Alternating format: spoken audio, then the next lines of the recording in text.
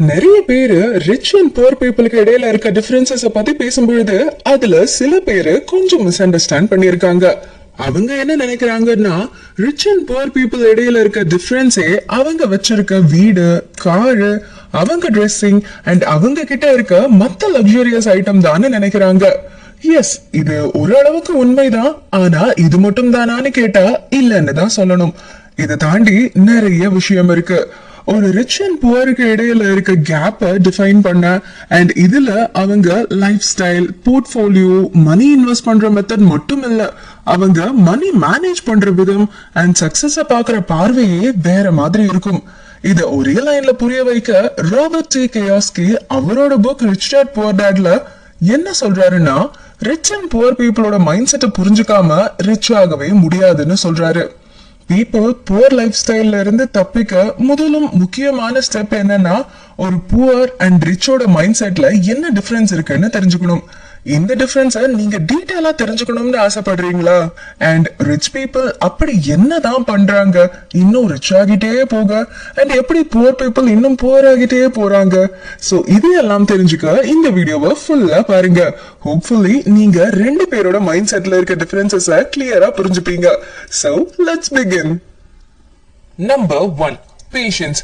எல்லா பணக்காரங்க கிட்டையும் காமனா ஒண்ணு பார்க்கலாம், அதுதான் பேஷன்ஸ். சக்சஸ் ஆகிறதுக்கு அவங்க இயர்ஸ் டுகெதர் பேஷன்ஸோட ஒர்க் பண்ணுவாங்க அண்ட் ஒரு பர்டிகுலர் டைமுக்கு வெயிட் பண்ணிட்டு இருப்பாங்க. ஃபியூச்சர்ல நமக்கு இதுல சக்சஸ் கண்டிப்பா வருமானு கூட தெரியாம ஹார்ட் ஒர்க் பண்ணுவாங்க. அவங்க ஏதாவது ஒரு டைரக்ஷன்ல போய் ஒரு ஷார்ட்கட் கிடைச்சிடாதான்னு எல்லாம் யோசிக்க மாட்டாங்க. அண்ட் இது எல்லாமே அவங்க பேஷன்ஸுக்கு கிடைச்ச ரிசல்ட் தான். என்னன்னா அவங்க கண்டிப்பா ஒரு நாள் சக்சஸ்ஃபுல் ஆயிடுவாங்க. பிகாஸ் இந்த ஒரு விஷயம் அவங்களுக்கு நல்லாவே தெரியும். அது என்னன்னா, இது ஒரு லாங் டேர்ம் கேம். இது நைட்டோட நைட்டா முடிகிற விஷயம் இல்லைன்னு. அண்ட் இதுக்காக அவங்க கிவ் அப் பண்ணாம வருஷ கணக்கா ஒர்க் பண்ணிட்டு இருப்பாங்க. சில டைம் அவங்க மணியை கூட இன்வெஸ்ட் பண்ணுவாங்க. மணி உடனே அதிகமாகிடணுங்கிறதுல கான்சென்ட்ரேட் பண்ணாம ரைட் டைம்காக காத்துக்கிட்டு இருப்பாங்க. ஏன்னா அவங்க இப்ப பேஷன்ஸா இருக்கிறது அவங்களுக்கு லேட்டர் எவ்வளவு நல்லதுன்னு அவங்களுக்கு நல்லாவே தெரியும். பில்கேட்ஸ் கூட ஒரு இன்டர்வியூல குறிச்சு மதிப்பிடுறத பத்தி சொல்லியிருப்பாரு. அது என்னன்னா, நம்மள நிறைய பேரு அடுத்த 2 வருஷத்துல என்ன சேஞ்ச் ஆகும்னு தான் யோசிப்போம். இதனால நம்ம நெக்ஸ்ட் 10 வருஷத்துல என்ன சேஞ்ச் ஆக போகுதுங்கிறத அண்டர் எஸ்டிமேட் பண்ணிடுறோம். அதனால ரிச் அண்ட் புவருக்கு இடையில இருக்க ஒரு பெரிய டிஃபரன்ஸ் என்னன்னா, ரிச் பீப்புள் பேஷன்ஸோட இருக்கிற தைரியம் இருக்கவங்க அண்ட் புவர் பீப்புளுக்கு எப்பவுமே எல்லாமே சீக்கிரமா அண்ட் ஈஸியா கிடைக்கணும்னு நினைக்கிறவங்க. Number 2, focus. நாம நம்ம லைஃப்ல எவ்வளவு சக்சஸ்ஃபுல்லா இருக்கிறோங்கிறது நம்ம வேலையில எவ்வளவு ஃபோக்கஸா இருக்கிறோங்கிறத டிபெண்ட் பண்ணி தான் இருக்கு.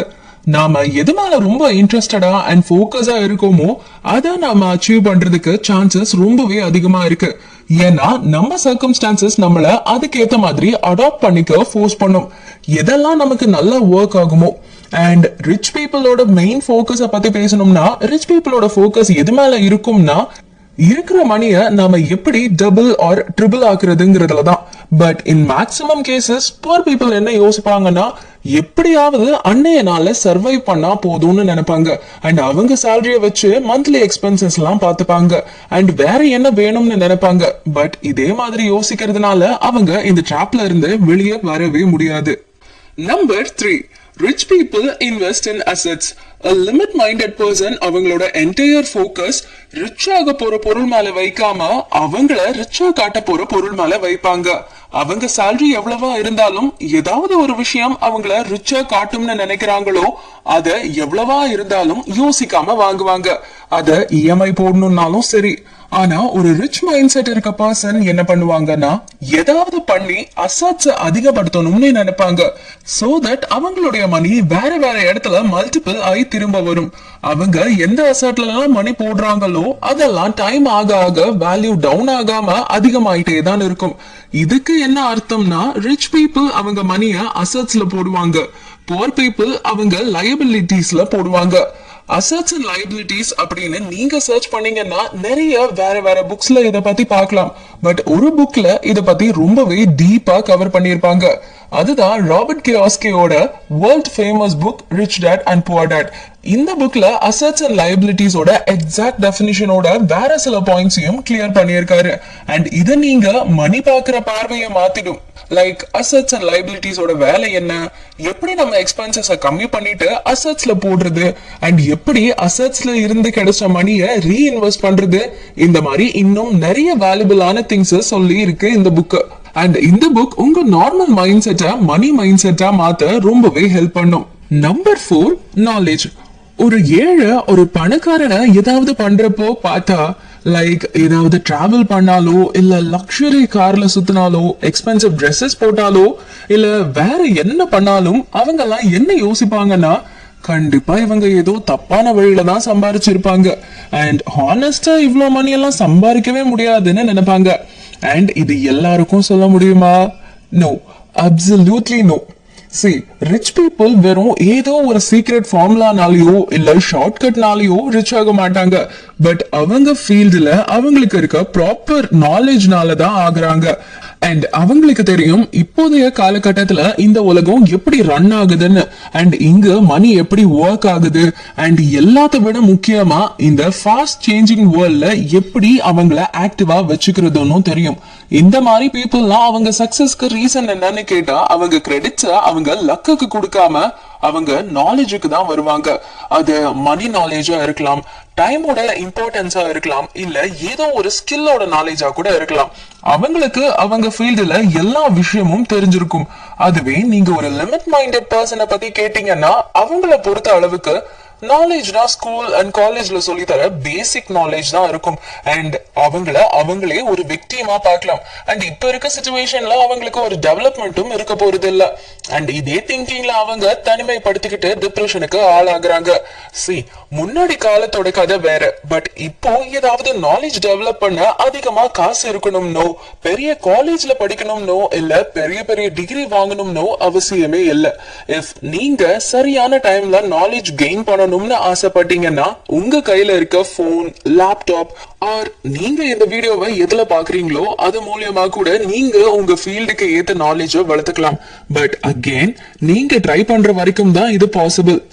நம்ம எல்லாருக்கும் ஒரு விஷயம் நல்லாவே தெரியும். நமக்கு தாகம் எடுத்தா தண்ணி அதுவா நம்ம கிட்ட வராது. நம்ம வேலையை ஃபுல்ஃபில் பண்ணிக்க நாம தான் உழைக்கணும். Number 5, attitude. நிறைய இன்வெஸ்டர்ஸ் என்ன சொல்றாங்கன்னா, சரியான ஆட்டிடியூடோட நம்ம ஏதாவது ஒரு விஷயத்தை தரோம்னா there are high possibilities that அங்க இருந்து ப்ராஃபிட்டுக்கு ஏதாவது ஒரு சோர்ஸ் நமக்கு கிடைக்கும். ரிச் பீப்புள் கிட்ட டிஃபால்ட்டா ஒரு விஷயம் நீங்க பார்க்கலாம். அவங்க ஃபுல் மைண்டோட ட்ரீஸ் அண்ட் பிளான்ஸ், கார்ட்ஸ், ஏன் தண்ணிய கூட விற்பாங்க. ஏன்னா பாசிட்டிவிட்டி அவங்க ஹேபிட்ல ஒரு பார்ட்டா இருக்கும். எப்ப அவங்க ஒரு புது பிசினஸ் ஸ்டார்ட் பண்றாங்களோ அவங்க முன்னாடியில இருந்தே அவங்க ஐடியா ஒரு பெரிய சக்சஸ் ஆகும்னு நம்புவாங்க. அண்ட் அவங்க இந்த உலகத்துல ஃப்ரீயா தர பொருளா இருந்தா கூட ப்ராஃபிட்ட பாப்பாங்க. பட் இதே ஒரு லிமிட் மைண்டட் பர்சன் ஸ்டார்டிங்ல இருந்தே அவனையும் அவன் ஒர்க்கையும் டவுனா பார்த்துட்டே இருப்பான். அண்ட் அவங்க ஃபெயிலியர் அண்ட் அதோட கான்சிக்வன்சஸ பார்த்து ரொம்பவே பயந்துட்டு இருப்பாங்க. அண்ட் இந்த தாட் தான் அவங்கள நெக்ஸ்ட் ஸ்டெப் போக விடாம தடுக்குது.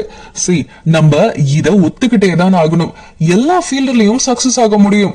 எதுக்கும் எதுவுமே கேரண்டி இல்லதான். பட் ஸ்டில் அந்த பாசிட்டிவிட்டி உங்களுக்கு ஹெல்ப் பண்ணி அண்ட் நீங்க அதுல உங்க ஹார்ட் ஒர்க்கை போட்டு 100% கொடுத்தீங்கன்னா சக்சஸ் உறுதி.